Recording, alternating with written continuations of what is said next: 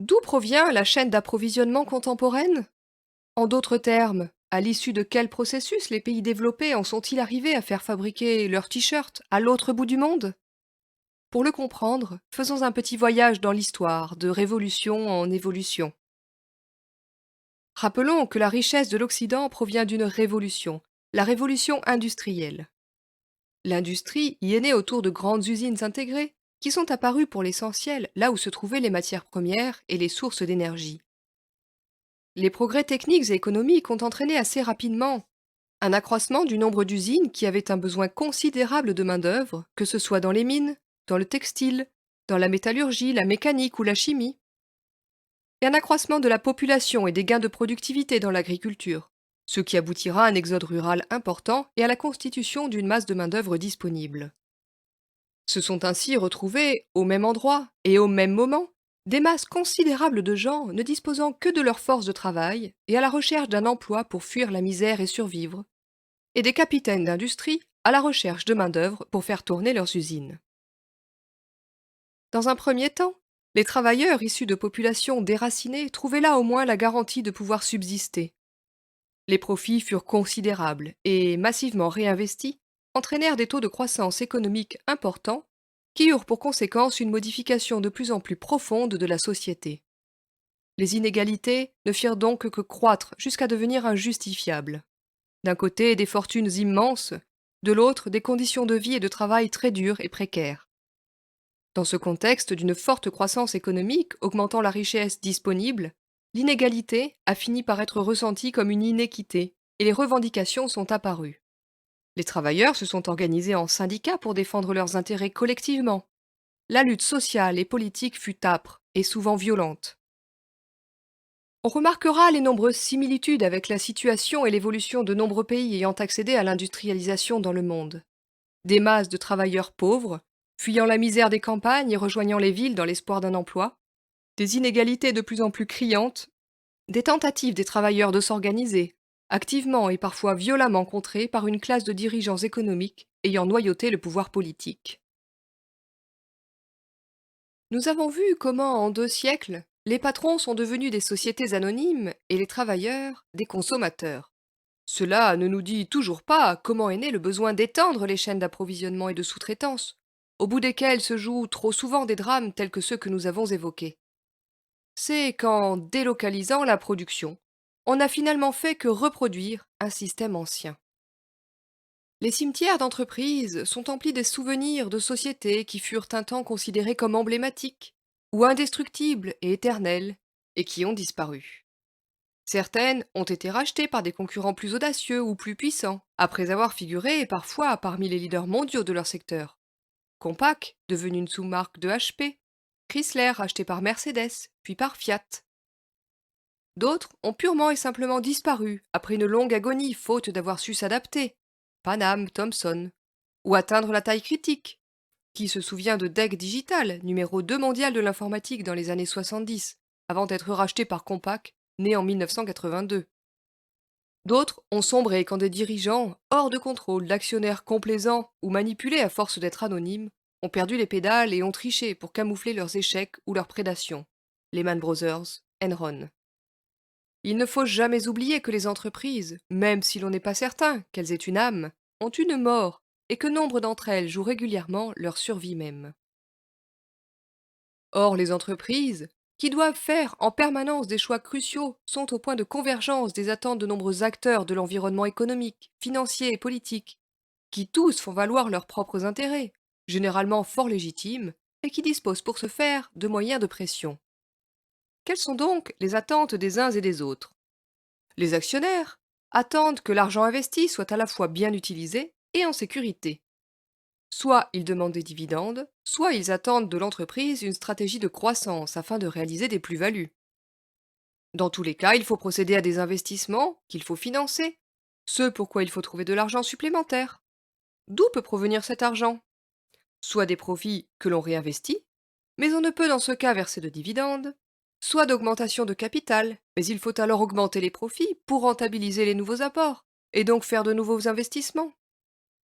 Ces attentes simultanées de liquidité, de rentabilité et de sécurité sont légitimes, Mais il faudra parfois faire appel à toutes les ressources de l'ingénierie financière pour les satisfaire, ce qui n'est pas toujours sans risque ni conséquence sur le côté éthique des pratiques. Les clients, est-il besoin de le rappeler, sont généralement assez exigeants et ont d'autant plus de pouvoir de se faire entendre qu'ils sont mieux informés et ont plus de choix. À l'ère du citoyen consommateur, d'Internet, de la mondialisation des échanges et du droit de la concurrence, on comprend que le consommateur ait de quoi faire valoir son point de vue. Or, qu'exige le consommateur de ses fournisseurs? Tout à la fois la meilleure qualité et performance, la garantie, l'envie qu'on lui fasse envie, et donc la nouveauté permanente, la disponibilité immédiate au moment où l'envie lui prend, du choix, c'est-à-dire des produits industriels mais variés et si possible personnalisés, et le tout au prix le plus bas. Toutes ces demandes sont elles aussi légitimes, mais pas toujours faciles à satisfaire à la fois. Si le consommateur est un client qui en veut le plus possible pour son argent, il demeure un travailleur qui veut le plus d'argent possible pour son temps et son travail. Les salariés, représentés et défendus collectivement par les syndicats et d'autres instances légales de représentation du personnel, demandent ainsi des entreprises qui les emploient une rémunération la plus élevée possible. Les attentes vis-à-vis des employeurs vont d'ailleurs bien au-delà de la rémunération immédiate, puisque les entreprises participent à la prise en charge des congés, de la couverture maladie, de la retraite et des risques de chômage de leurs salariés. Là encore, toutes ces demandes sont bien entendu parfaitement normales et légitimes. Et c'est quand même en grande partie en parvenant à les satisfaire que les pays industrialisés sont réellement devenus paisibles, riches et démocratiques. Notons au passage deux conséquences. Tout d'abord, la hausse des rémunérations globales n'est possible à long terme que grâce à une hausse de la productivité. La pression est donc retournée vers les salariés eux-mêmes, desquels les entreprises exigent des niveaux de productivité croissants pour justifier les salaires globaux, ce qui a entraîné dans les pays industrialisés notamment l'apparition des risques psychosociaux. Remarquons aussi que les demandes sont parfois contradictoires, puisqu'elles engendrent des coûts qui sont nécessairement répercutés dans les prix de vente des produits, ce qui ne plaît pas toujours aux consommateurs, qui sont eux-mêmes les salariés des entreprises. Est-il enfin utile de s'étendre sur les pressions exercées sur les entreprises par la concurrence, c'est-à-dire par d'autres entreprises? La concurrence elle-même est désormais partout dans le monde considérée comme étant un élément de l'ordre public économique, et elle fait, avec le droit de la concurrence, l'objet d'une protection juridique extrêmement détaillée et contraignante. En la matière, les autorités veillent, et les sanctions sont de plus en plus fréquentes et lourdes. Mais les autorités publiques protègent la concurrence en soi, pas les concurrents. Dans un tel contexte, toute entreprise qui cesse d'être compétitive est vouée à disparaître, parfois à court terme. Or, dans un monde globalisé, tous les concurrents ne subissent pas les mêmes contraintes, ni les mêmes pressions, et n'ont donc pas les mêmes structures de coûts. Finalement, toutes ces pressions et contraintes que subissent les entreprises, auxquelles s'ajoute bien souvent l'avidité la plus brute et la plus dénuée de scrupules, ont pour conséquence que les tâches les moins productives, qui sont souvent les plus pénibles et les moins qualifiées, ne peuvent plus, pour des raisons économiques, être assurées par des travailleurs des pays développés. Il faut donc soit faire venir de la main-d'œuvre à bon marché dans les pays riches, ce qui pose rapidement des problèmes politiques, les riches n'étant pas toujours très partageurs, c'est bien connu. On cherche donc à limiter l'immigration légale, mais l'attrait reste très fort. C'est ainsi que des Népalais se retrouvent au Qatar ou en Arabie saoudite, ou encore que des Africains en Europe et des Mexicains aux États-Unis se retrouvent en situation irrégulière. Soit il faut transférer la production là où se trouve la main-d'œuvre bon marché. C'est de la combinaison de tous ces éléments que va naître le besoin d'étendre les chaînes d'approvisionnement et de sous-traitance. Et tout est en place pour que chacun, financier, client, salarié, entreprise, État, considérant à juste titre ses attentes et besoins comme légitimes, se dédouane des conséquences et s'estime innocent des drames qui vont se jouer. À l'heure de faire des choix, l'entreprise occidentale fait l'inventaire de ses activités et des contraintes associées, et aboutit en général à la conclusion suivante, avec des variantes suivant les métiers et les conditions locales. On se concentre sur son métier, et donc on externalise les fonctions supports et annexes, le nettoyage, la maintenance des locaux et de certains équipements, la restauration du personnel, les transports, parfois l'informatique, l'administration de la paye ou des achats. Nombre de ces sous-traitants sont effectués par des entreprises locales, car les activités ne peuvent pas être délocalisées. on en exige les coûts les plus bas. On réfléchit ensuite à la chaîne de valeur dans le métier lui-même. Il en ressort souvent que la puissance de l'entreprise réside, selon le métier lui-même, dans la maîtrise des marchés, donc dans l'expertise en marketing, dans la recherche et le développement de produits et de procédés nouveaux, donc dans la R&D et l'ingénierie, dans la détention de la propriété intellectuelle, marques et brevets, dans la capacité de production, dans la maîtrise de l'organisation et donc de la chaîne logistique, dans la maîtrise de la qualité et donc dans le contrôle et éventuellement l'assemblage final, dans l'accès aux matières premières, dans l'accès aux sources de financement, donc dans l'ingénierie financière. C'est donc sur les points pertinents qu'il faut concentrer les ressources et les talents. Dans cette liste, deux éléments peuvent souvent être confiés à d'autres, à condition de maîtriser le reste: l'approvisionnement en matières premières et la capacité de production, c'est-à-dire la fabrication elle-même. Or, la production présente dans bien des métiers des caractéristiques qui poussent à la sous-traitance. Elle requiert beaucoup de main-d'œuvre, et notamment de main-d'œuvre peu qualifiée, qui peut fournir des niveaux de qualité satisfaisants à condition qu'on fournisse ou forme l'encadrement et qu'on apporte les méthodes. Elle demande des investissements et donc consomme des capitaux qui sont rares ou chers et qui peuvent être mieux employés ailleurs. Mais il est un fait qu'il ne faut pas perdre de vue. Jamais, dans l'histoire, le coût des transports de toute nature n'a été aussi bas.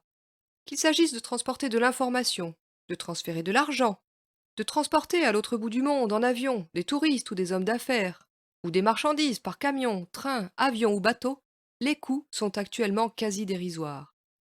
On amène même des fruits frais d'Afrique ou d'Amérique latine en Europe, où ils arrivent, produits, conditionnés, transportés, taxés et distribués jusqu'à l'épicerie de quartier, sans que le prix ne devienne totalement extravagant. La preuve, on en vend. C'est cette extrême productivité de l'industrie des transports qui permet ce qu'on appelle la mondialisation. Il en résulte que la localisation des activités est de moins en moins importante et qu'il est envisageable de faire venir ces matières premières, industrielles ou agricoles, de l'autre bout du monde et d'y transférer ces activités de production. Se pose quand même un problème de taille. Comment, à partir d'une tour de la Défense, de la City, de Tokyo ou de New York, contacter, recruter des travailleurs pauvres, vivant dans un autre monde, dans une autre culture, ne parlant même pas le pourtant très sommaire anglais des affaires? En Europe centrale, au moment de la chute du mur de Berlin, en Chine, en Inde, en Afrique, il y a beaucoup de gens qui ne demanderaient qu'à valoriser leur force de travail pour fuir la misère et avoir au moins de quoi donner à manger à leurs enfants. Mais les deux mondes, celui de l'entreprise et celui du travailleur déraciné au bout du monde, ne peuvent pas se côtoyer, sans même parler de se rencontrer. Il faudra donc des intermédiaires, et c'est là, dans le mélange d'anonymat, de bonne conscience, d'aveuglement volontaire, d'irresponsabilité illimitée, d'avidité, de cynisme et de corruption, que le drame peut se jouer, et qu'on peut assister à la reproduction d'un schéma qu'on a déjà vu fonctionner en Occident: des gens riches, informés et entreprenants venant s'enrichir sur la misère des autres. Plus la distance culturelle et ou géographique entre le donneur d'ordre, c'est-à-dire celui qui commande, et celui qui va fournir sa force de travail sera grande, plus longue sera la chaîne d'intermédiaires, fournisseurs, sous-traitants et sociétés de recrutement locales. Or, dans la quête effrénée du prix et donc du coût toujours plus bas, chaque intermédiaire a besoin de conserver sa marge pour survivre, et cherchera à son tour un sous-traitant moins cher, qui fait fabriquer dans un pays où les travailleurs sont moins protégés. Ce n'est pas le fait de sous-traiter en soi qui pose problème, mais plus la chaîne d'intermédiaire sera longue, moins elle sera contrôlable, et plus elle aura tendance à devenir mafieuse, corruptrice et prédatrice. Et aussi, plus la chaîne d'approvisionnement et de sous-traitance sera longue, plus les travailleurs pauvres, immigrés clandestins, travailleurs déplacés ou encasernés seront exploités dans des conditions de travail forcées et parfois proches de l'esclavage. Car il devient impossible, vu la pression sur les prix de vente finale des produits et le nombre d'intermédiaires, qu'au bout de la chaîne les ouvriers reçoivent un salaire décent,